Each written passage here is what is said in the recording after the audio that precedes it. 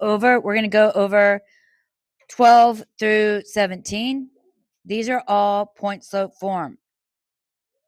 To remind you, so underneath here, this is y minus y equals m times x minus x1.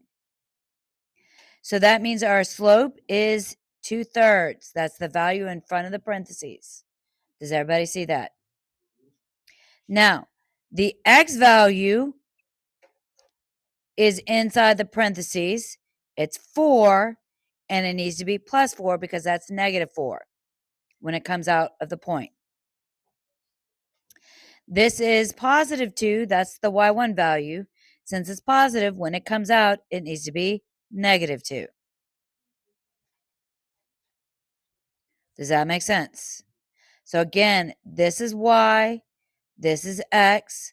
So that means that needs to be -1, +8. Our slope is -3. Remember, we don't change the slope value. It's only the point that changes. Okay?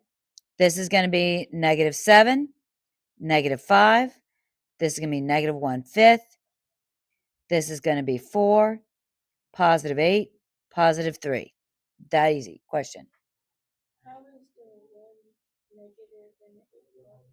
So because remember, inside the parentheses, this is +1. So I need to change it from positive to negative when it comes out of the parentheses.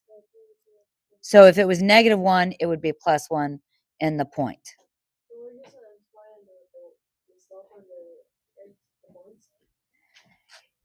You're not no, you're not multiplying the slope by the x value. You would if you're putting it in slope intercept form. There's some other reasons that the sign changes. Okay? The biggest reason that the sign changes is because of the equal sign. Okay?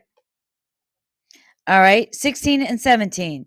So we want to find our y-intercept, and we want to write it in slope-intercept form. We're given a point. This is a given point other than the y-intercept. So there's a couple ways that we could handle this. We could put this in point slope form and then simplify. But since we have a graph, the easier part would be to plot that point, -4, 0. We have our slope, so now I'm going to do my rise over my run.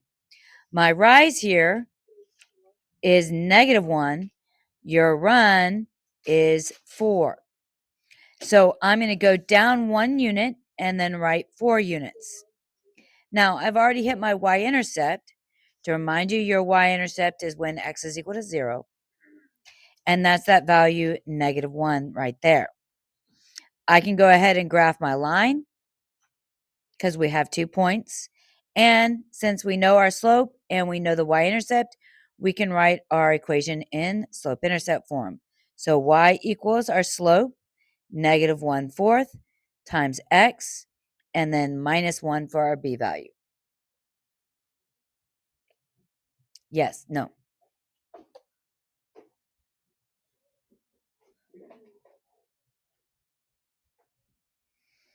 All right,